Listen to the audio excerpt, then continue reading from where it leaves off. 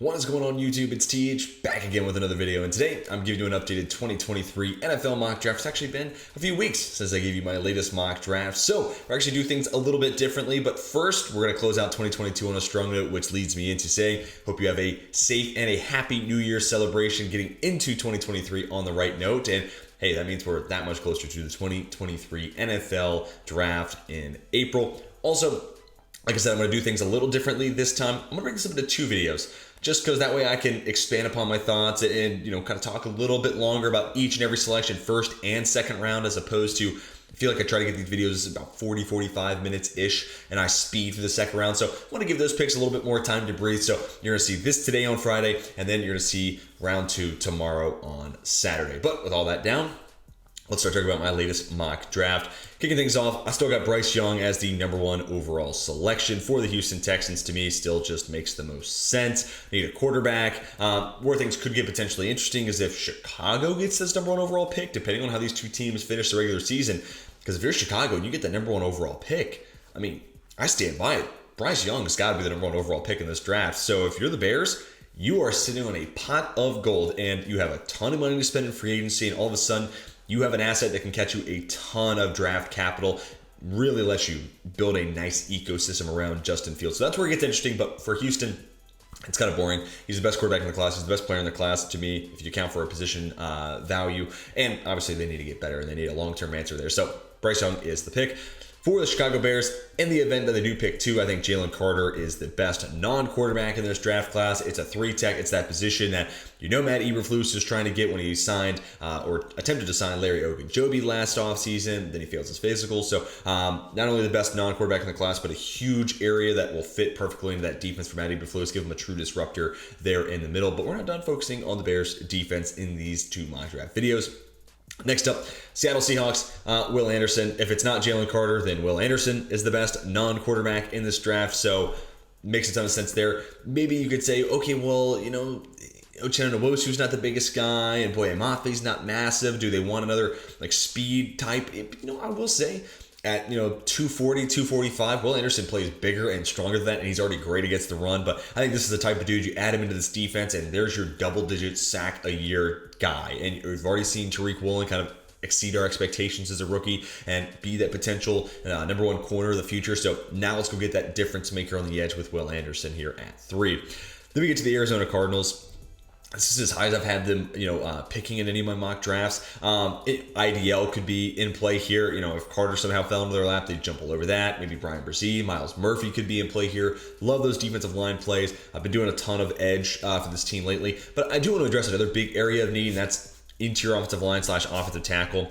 I think Josh Jones has been more than serviceable, filling in for DJ Humphries after he got hurt in week 9. But last year, the contract for Kelvin Beachum, So I'm kind of envisioning a world where Beachum walks, Josh Jones flips from left to play right tackle. He's still on a rookie contract, so he's cheap. DJ Humphries plays out the rest of his contract at left tackle, and Peter Skoronski is just an upgrade over Will Hernandez, who I was optimistic about coming into this year. Felt like a guy who just needed a new scene, get away from the Giants. I think he's been okay in pass protection, but not a great run blocker.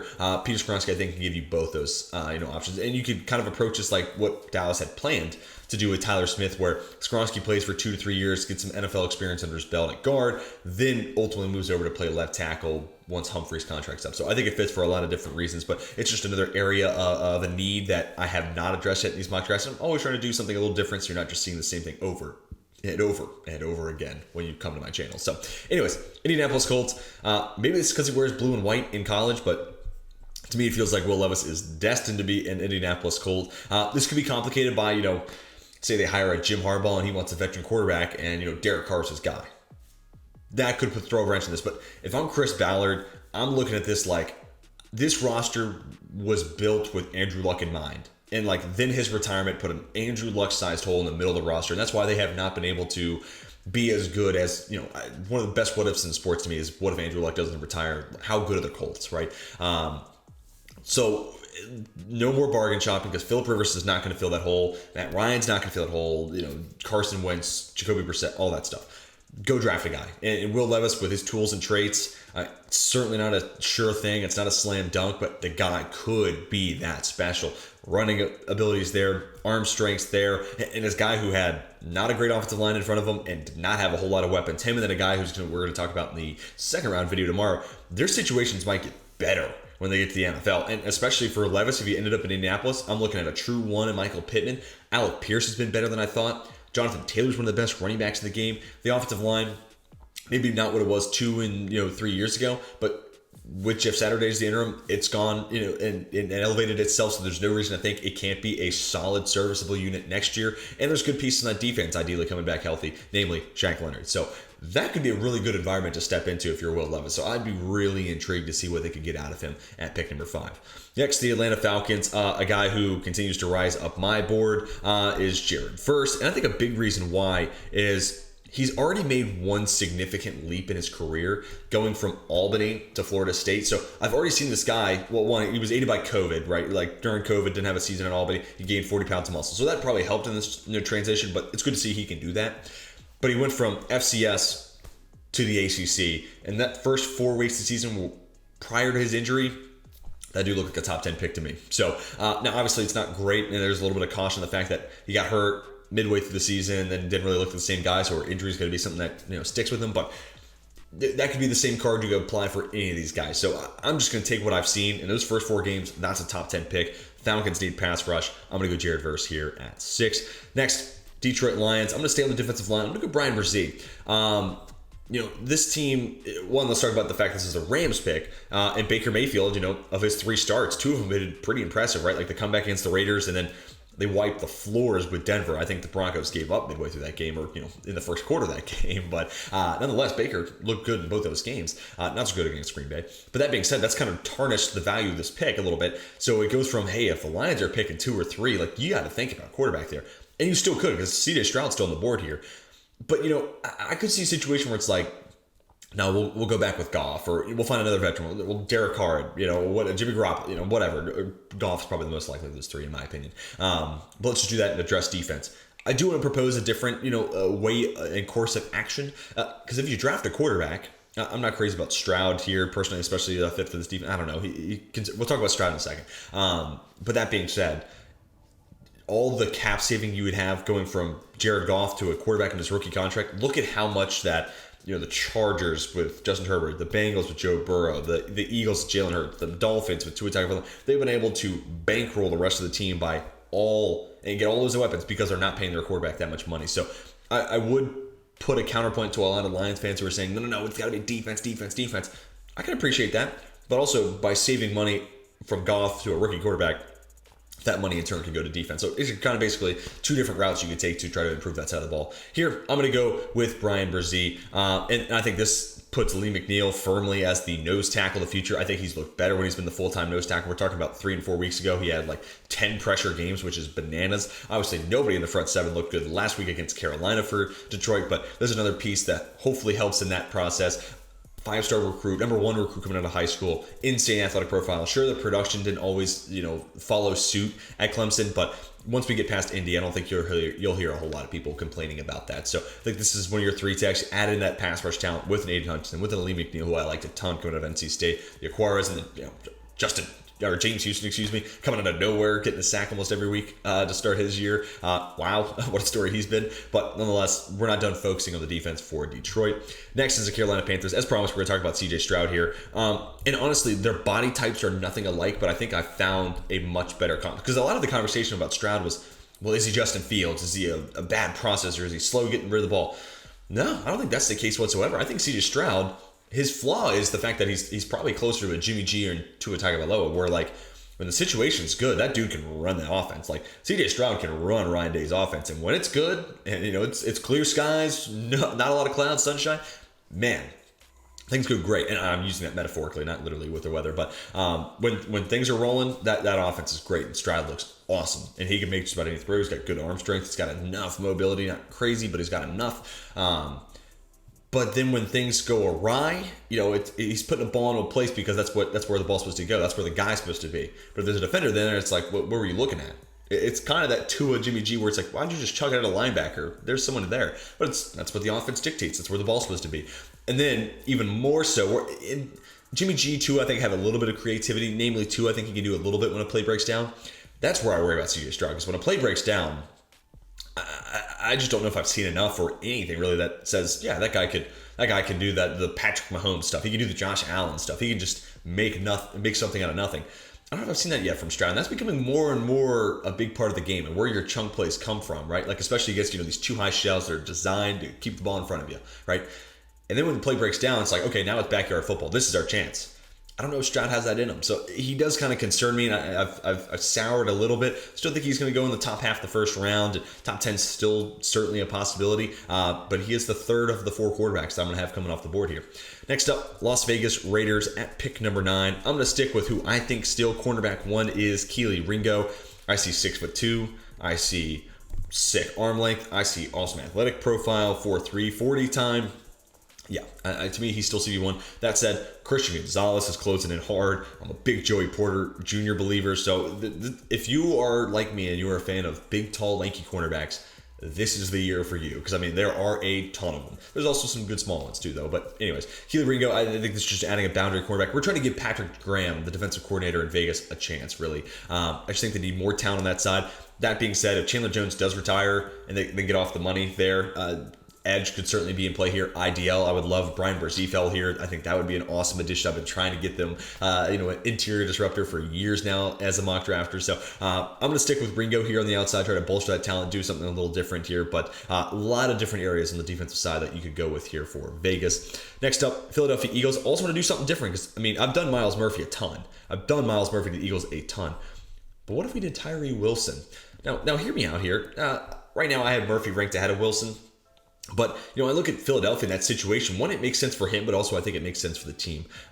Start by talking about Wilson. 6'6", 275, 280 pounds, wins with bull, wins with long arm dudes. This guy, specifically with his arm length and his strength, can be certainly be a project worth taking on. I'd like to see him add a little bit more to that. An inside counter would be awesome. But based off his arm length and his bull potential, that guy can win. And I always kind of thought of him as like this 3-4 fit. Now, granted, 3-4-4-3, really your base is nickel, but let's just run down this rabbit hole. I always kind of liked him a little bit more for 3-4 because I think he could fit that stand up outside linebacker spot or kick inside and play that 3-4 DN spot. But, I've also seen a ton of people say, 4-3, get his hand in the dirt, let him be an edge rusher there. But in a nickel defense, which, more often than not, you're going to be playing a lot of that, that's what he's going to have to do. So, one way or another, he's going to have to learn how to do that. So, okay, that argument's negated.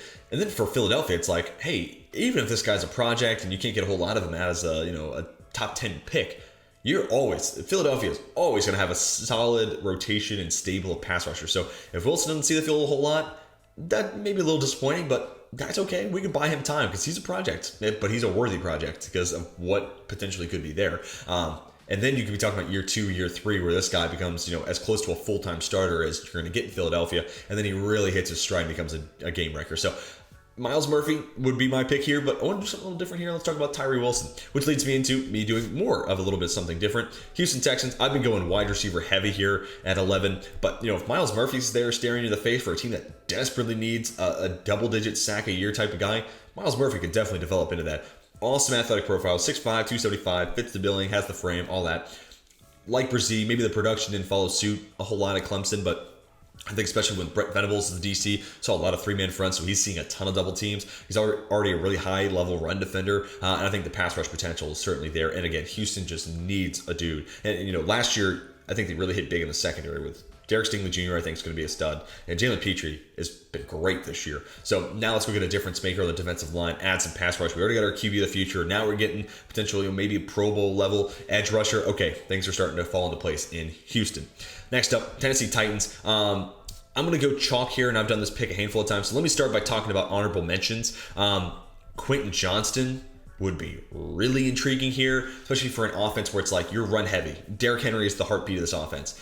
So then off of that, you could have Treylon Burks, who's a yak machine, and Quentin Johnston, who's a yak machine, as extensions of the run game where you're just throwing bubbles basically, or just line of scrimmage passes. And it's like bring down Treylon Burks and or Quentin Johnston. Bring it. And then off of that, play action, setting up those guys as deep downfield threats with their size definitely more speed for Johnston, but Burks can move too, and their ability to go up and get it. Both those guys have great body control. I really love what Quentin Johnston can do in the air. Okay, that offense is starting to get really scary. All of a sudden, that is a team I really don't want to see. So that's a great honorable mention. I think edge is something we're going to talk about in tomorrow's video, so keep that in the back of your mind as well. But I'm going to go Paris Johnson Jr. here. To me, he's still the offensive tackle one, even though I had Skoronski going 4. I think Paris Johnson Jr. has the highest ceiling, 6'6", 315, great feet. First-year starter at left tackle at Ohio State, so a little bit of a different situation there. But nonetheless, I love Paris Johnson Jr. as a fit for Tennessee. And plus, Dennis Daly has just been a train wreck as a left tackle. Sorry for the cut in the video. I realized OBS, this is actually this little inside baseball here. It's the second time I've recorded this, and it's because OBS froze. So apologies, you didn't get to see Paris Johnson, and you saw Myles Murphy on there on the screen. But as you can see, Myles Murphy went 11, Paris Johnson goes 12. So got to hear me talk about it. Hopefully that's good enough. Anyways, Seattle Seahawks at pick number 13. I'm going to do something a little different here. So I've been loving the idea of let's get these, long-armed, super tall corners that, again, I was gushing over earlier on in Seattle, because then you can pair that up with Tariq Woolen, and it's like, let's have some fun. Here, I'm going to go Brian Branch. Let's do something a little different here. One, I look at this team that's really struggled to stop the run. I think Brian Branch can make an impact there as a guy who just sees the game at a faster level than everyone else does at Alabama, which is saying something, right? And he's willing to make a tackle at the line of scrimmage. He's a hard hitter. The dude moves like a bullet. Great athletic profile, maybe a little small. He's probably going to be a nickel corner, strong safety hybrid, but because of his ability to stop the run, I think that's there. But also, don't underestimate the impact a nickel corner can have in a defense. And I'm looking at Kyle Hamilton in Baltimore. Like, the Ravens added Roquan Smith, and I think that took that defense to another level for sure. But Kyle Hamilton finding his home in the nickel, I think has been a huge reason why. And I look at Brian Branch, he can play man, he can play zone. So the coverage aspect, that's there. Great athletic profile. And again, somebody who can not only stop the run, but you can also use him as a blitzer, which is fascinating. But for Seattle, where I think it's a little muddy, it's like, okay, Ryan Neal has been awesome since Jamal Adams got hurt. And Quandre Diggs is a great free safety, and you just paid him. And Jamal Adams making a lot of money. He's coming back next year. But, I'm kind of envisioning a world where Brian Branch maybe is that nickel-strong safety type. Neal and Diggs are seen as the deep coverage safety guys. And then Jamal Adams can play a little bit more in the box, linebacker. But they also use him as a ton as an edge rusher, which would be interesting. So you kind of have maybe a few too many cooks in the kitchen when it comes to the safety spot. So maybe that, sends Seattle down the, tall, lanky corner route, which we'll address in tomorrow's video. But that being said, I still think this would be a really interesting fit. And again, I'm trying to do something a little different. Next up, the New England Patriots. I got to go Quentin Johnston here. This is just the wide receiver they've been missing, right? Great size, but also opening up the offense for a guy who can win at the line of scrimmage, right? Like right now, Marcus Jones is their most dynamic guy with the ball in his hands. If it's a wide receiver, but he's a slot corner. He's not even a wideout. So, he's their most dynamic ball carrier, you want to say. So Quentin Johnston, automatic upgrade there, but also great size, great body control, guy who can win down the field. And then Devontae Parker and Jacoby Myers can kind of become your intermediate level threats. Then, if you add a Quentin Johnston here at 14, and then you got to move on from Matt Patricia. He's just not an offensive coordinator. He looks like a DC calling a game. So got to move on there. But dream scenario, Frank Reich. But they get a better offensive coordinator and they draft wide receiver. Now we get a true gauge of what Mac Jones really is. So that's kind of the situation I'm hoping we get to see.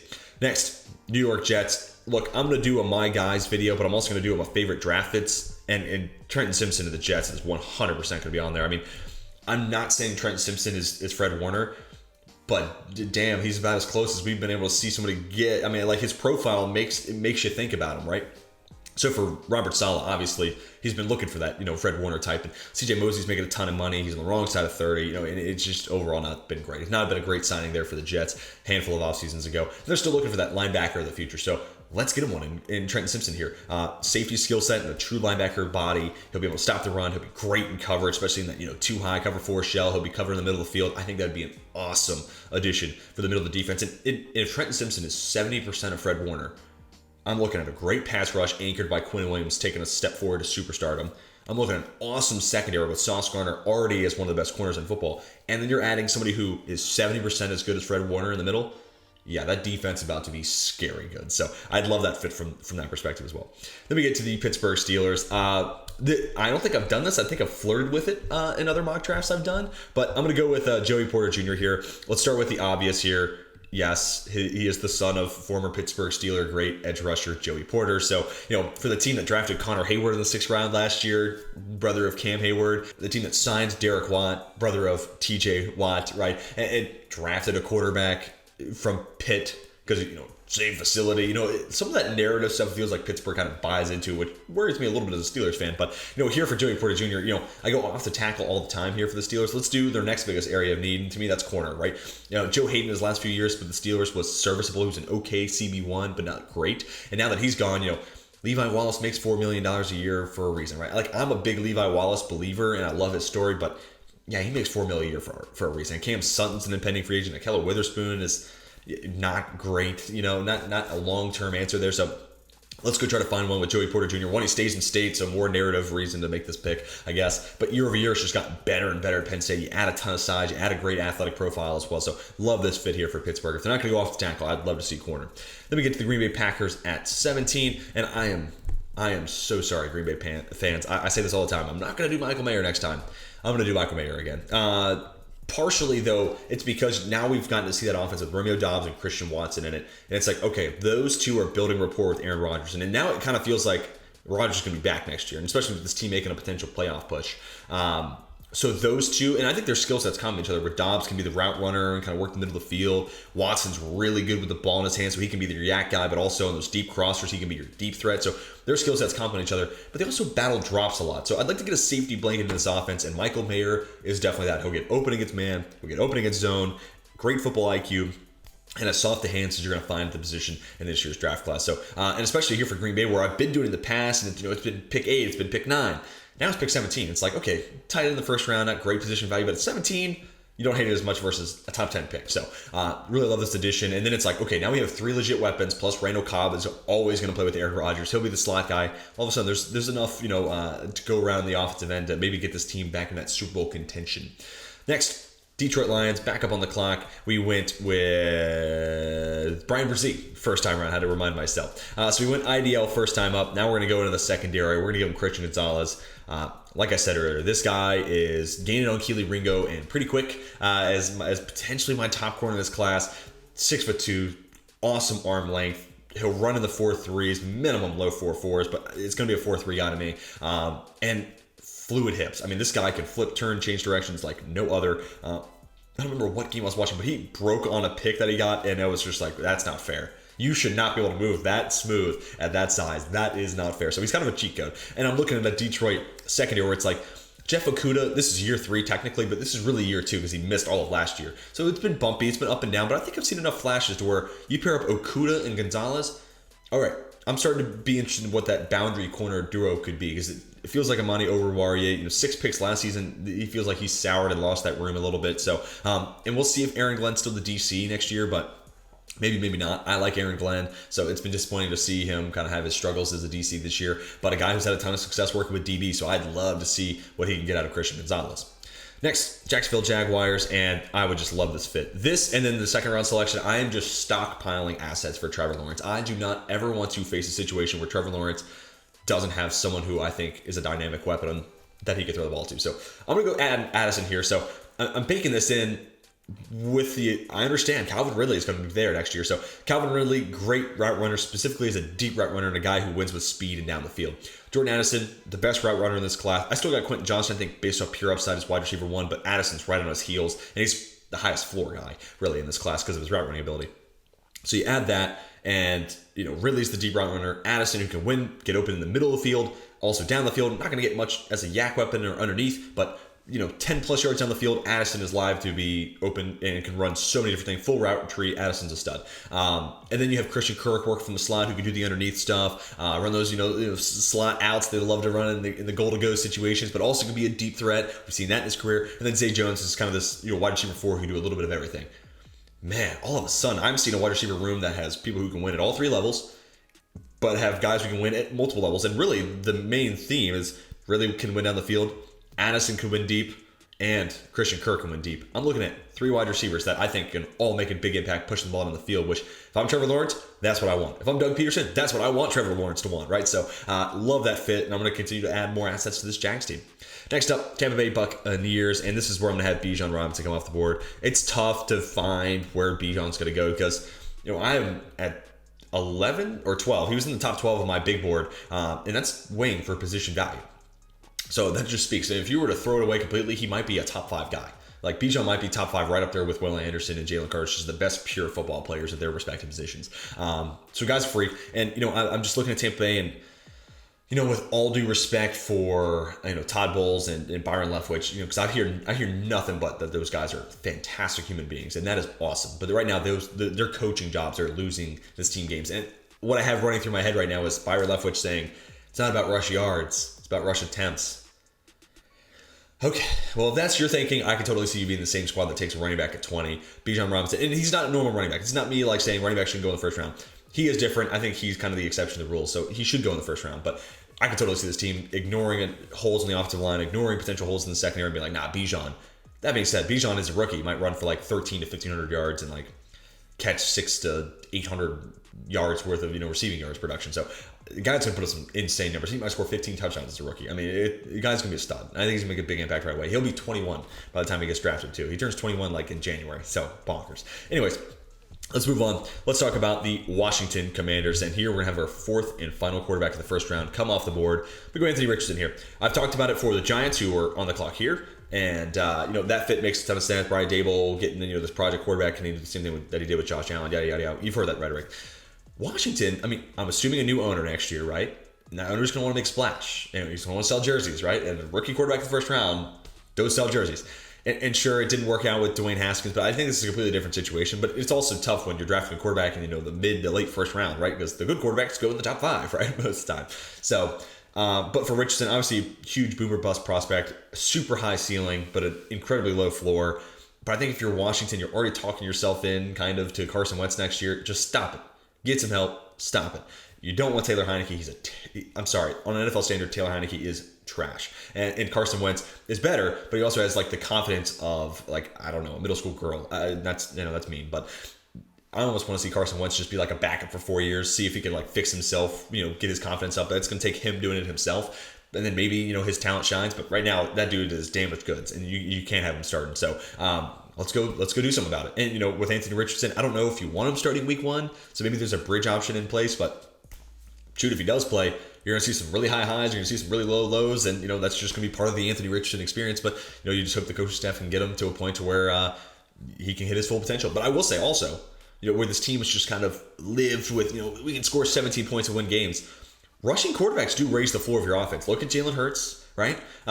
What he did with Philadelphia, especially midway through last year, where it's just now this offense may not be great, but it's at least going to be competent. They're going to at least be able to get some points on the board. And Anthony Richardson as a runner might be able to do the same thing for Washington. So even if he struggles, and kind of the Bills did the same thing with Josh Allen for his first 2 years, you might be able to lean on those legs, be a good running team, and lean on your good defense and win games that way. That could be another way that this pick makes sense for Washington. Next up, New York Giants. I don't think I've had Jalen Jones in any of the first rounds of my mock draft. So welcome to the first round, Jalen Jones, 6'2", 185-ish pounds. So another one of these tall, lanky, long-arm cornerbacks that I just love that profile. But solid tape put together at A&M. I need to dive more into it now that the Aggies are done this year. But fans of Jalen Jones will let you know, and they like him a ton. So I'm looking at a solid athlete, I'm looking at a solid frame, playing in the SEC, and it all makes sense. And he does feel like a guy who can play that press man scheme that is so vital for what Wink Martindale's doing. And you look at the Giants defense, and it's man, if you add a potential number 1 corner to that defense, Dory Jackson slots over to the 2, or even Jalen Jones to the 2 and a Dory Jackson, that's just a good tandem on the outside in and of itself. And Kayvon Thibodeau's going into year 2. Dexter Lawrence, Sexy Dexy's really taking a step forward. Still got Leonard Williams.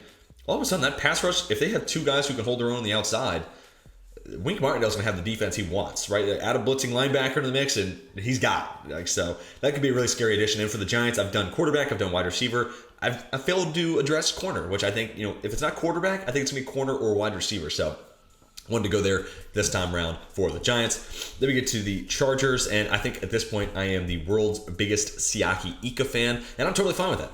I love me some Siaki Ika. 350 pounds, great run stopper, big block of meat basically in the middle just to clog it up, and the Chargers are still looking for a guy to do that at a high level. But also he's had that pass rush ability. I've said this 1,000 times. He really has become a really solid pass rusher. In the Big 12, I understand, offensive lines aren't necessarily great, right? Like, you're not looking at a whole lot of centers coming from the Big 12, other than Ricky Stormberg from, even that's Arkansas, that's SEC. Never mind. So, that being said, there's not a whole lot of, interior offensive line, players from the Big 12 where you're like, yeah, that guy's going to the first round, So, I understand level of competition might not be totally fair, but even if Siaki Ika, like, two times a week just bull rushes a center in a quarterback's lap and takes away that step-up ability for a QB, and when you can't step up and the guys coming off the edge are Joey Bosa and Khalil Mack, that pass rush to me sounds terrifying if I'm an opposing quarterback. So I think not only is this an upgrade for their run defense, but their pass rush might get a huge boost from it too, just taking away the step-up option and forcing QBs to be like,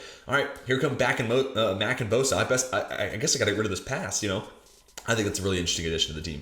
Anyways, let's talk about the Baltimore Ravens now. I think this is 2 drafts in a row I've done Jackson Smith-Njigba, so I do apologize for repeating myself there, Ravens fans, but while I'm not crazy about JSN as a potential first round, prospect, you do have to go back to the tape last year. Only played 3 games this year. The injury is also a concern of mine. But when you do go back and look at what he did last year with a wide receiver room that included Chris Olave, Garrett Wilson, he, production-wise, stood out the most. And I mean, the Rose Bowl game obviously is one that, he's just open the entire game essentially. So the guy who wins with his football IQ, can find the soft spots in zone, nifty enough to beat man coverage, soft hands. And I think if you make this your slot wide receiver, right, ideally you're getting Rashad Bateman back, and you have Mark Andrews. And then if JSN can kind of work the slot, the underneath, the middle of the field, ideally that boosts this passing game a little bit more. And then, I understand where if you're a Ravens fan, you're like, Greg Roman's the problem.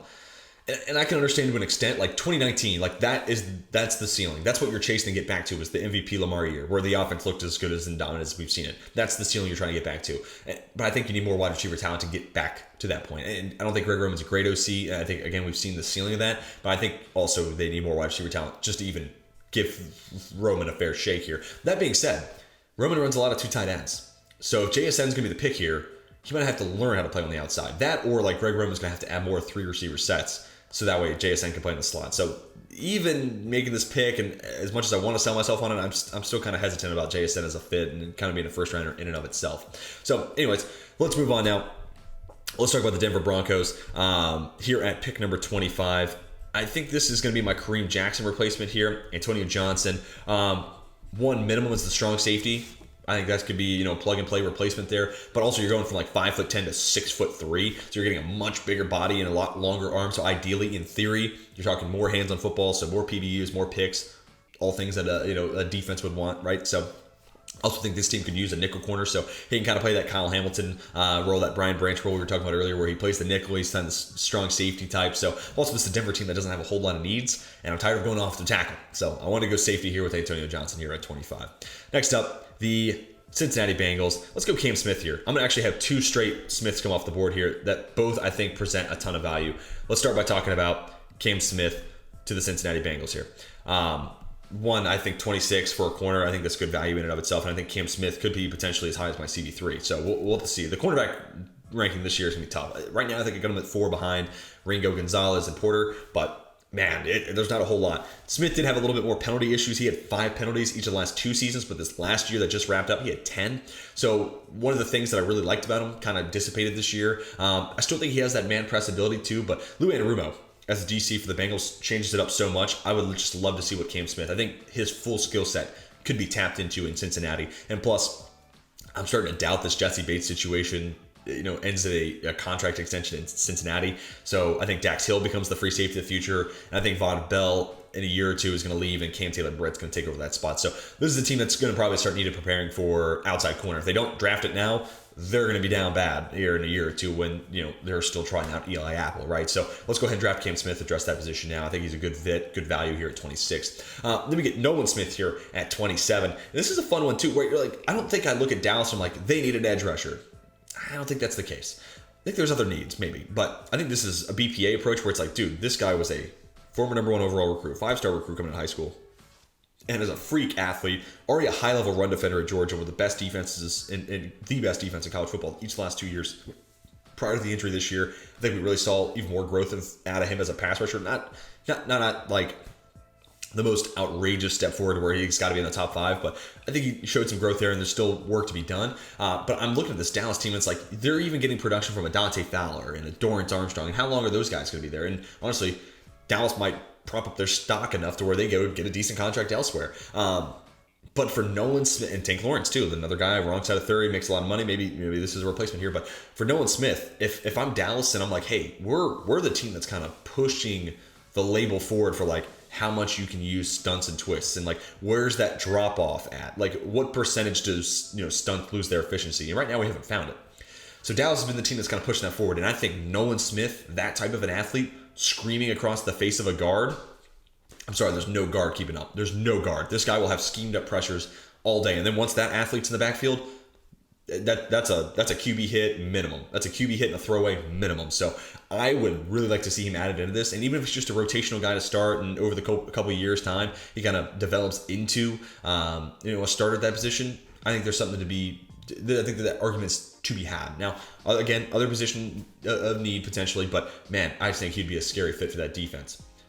Then we get to 28, the Kansas City Chiefs.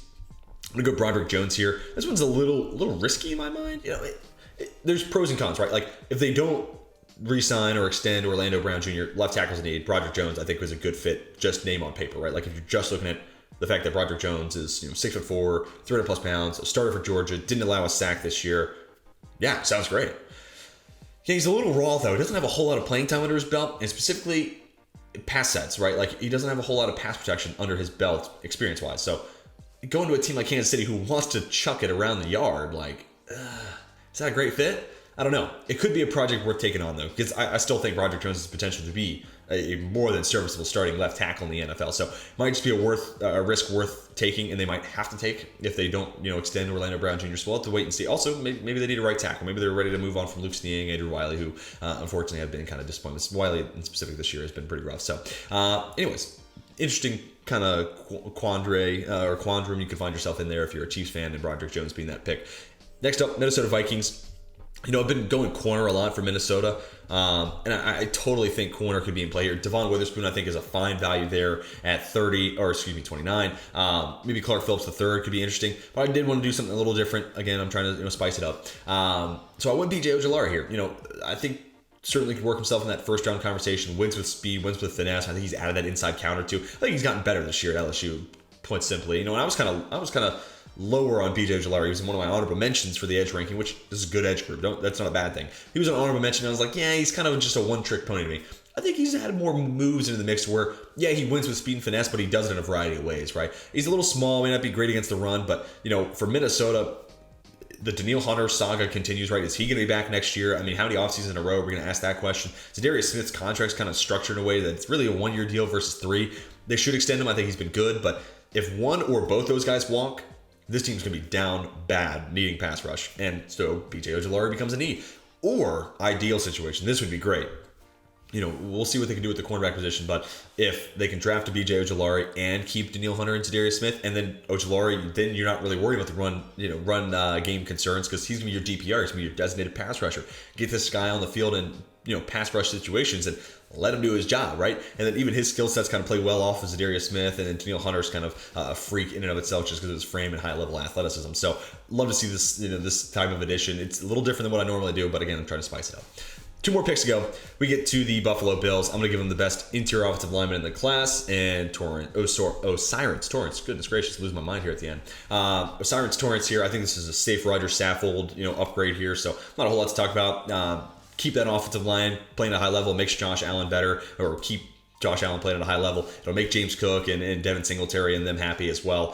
So it's just kind of a win all the way around the board. Other positions you can go with here, maybe, another corner, you continue to invest there. Safety could be interesting. More edge depth, sure. Tackle, maybe, a lot of things that you're talking about with Buffalo, maybe wide receiver, JSN could be interesting here. But a lot of the things you're talking about are like tertiary needs and kind of long-term, fits. I think O'Cyrus Torrence makes sense as a plug-and-play starter.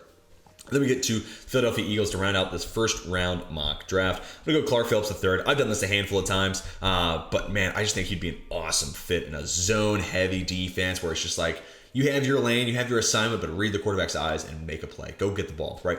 I think that'd be an awesome, kind of fit for him, as well as a good fit for that defense. And also James Bradbury's on a 1-year deal, so no guarantee he comes back. Darius Slay's on the wrong side of 30, so another team it's good to start planning for the future there at that position, because when it drops off quick. So I think it makes sense from a ton of different perspectives. But dream scenario for Philly is Bradbury comes back, Slay continues to play great, and then Clark Phillips is kind of just there, right? Maybe he plays the nickel, maybe he's just an extra boundary corner, and he's just getting better and getting to work with Bradbury and Slay for the future. I think that would be best case scenario there for Philadelphia. Sorry about that. OBS did that once again where you didn't get to see O'Cyrus Torrence and Clark Phillips, but once again, we talked about it. That's why I made those picks. Now you can see them on the screen. But guys, that is going to do it for this updated 2023 NFL mock draft. At least the first round edition. Be sure to come back tomorrow when I do the second round portion of this video. But I'll go ahead and scroll through here so you can get a look at each and every pick one final time. Hopefully you guys enjoyed today's video. If you did, be sure to hit that like button. If you're new right here, want more football content, more draft content in specific in your life, hit that big red subscribe button. And tell me what you think down below in the comment section. Who do I have going too high? Who do I have going too low? Who's your favorite team? What positions of need do you think are going to be on the draft board, and what fits do you like the best? Anything football related, I want to talk about it with you down below in the comment section. But like I said, be sure to come back tomorrow for the second round of this mock draft. But until then, I am signing off.